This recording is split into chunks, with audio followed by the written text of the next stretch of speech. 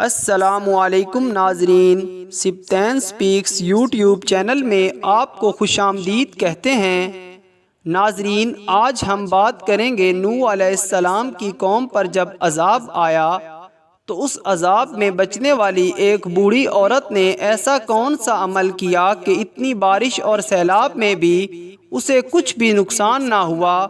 ناظرین، امام زین العابدین فرماتے ہیں، جب نوح علیہ السلام کشتی بنا رہے تھے تو ایک مومنہ بوڑھی عورت روز اللہ کے نبی کے پاس اپنی گٹھڑی لے کر آتی اور کہتی، اے اللہ کے نبی، کب کشتی روانہ ہوگی؟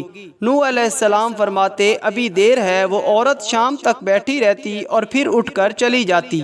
ایک دن نوح علیہ السلام نے فرمایا کہ اے عورت، جب جانا ہوا تمہیں بتا دیا جائے گا۔ یہ عورت واپس چلی گئی اور انتظار کرنے لگی کہ کب نوح علیہ السلام بلائیں۔ اس دوران عذاب آ گیا اور کشتی روانہ ہو گئی، لیکن نوح علیہ السلام نے اس عورت کو نہ بلایا۔ ظاہری طور پر نوح علیہ السلام کو اس کو بلانا بھلا دیا گیا۔ جب طوفان تھا، ایک دن نوح علیہ السلام کے دل میں محبت اٹھی کہ شہر کو دیکھوں جہاں سے چلا تھا۔ وہاں آئے اور قریب جا کر دیکھا تو ایک جھونپڑی میں دیا جل رہا تھا۔ نوح علیہ السلام یہ دیکھ کر چونک گئے کہ روئے زمین پر کوئی ایک گھر ایسا بھی ہے کہ اتنے عظیم طوفان کے بعد بھی جس میں چراغ جل رہا ہے۔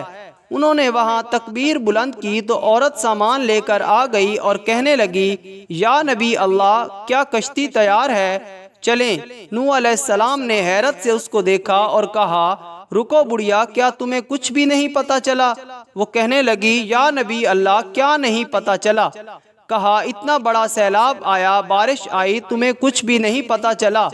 بڑھیا کہنے لگی، یا نبی اللہ، بس ایک دن بادل گرجے تھے اور کچھ ہلکی سی فوار پڑی تھی۔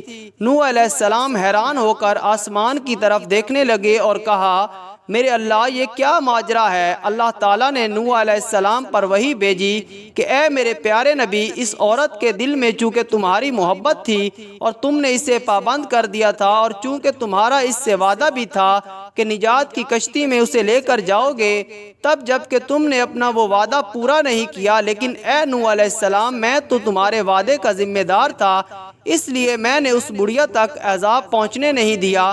امام سجاد علیہ السلام نے پاس بیٹھے اپنے مومنین سے فرمایا، او مومنو، یہ حدیث قیامت تک کے مومنین تک پہنچانا تم پر واجب ہے۔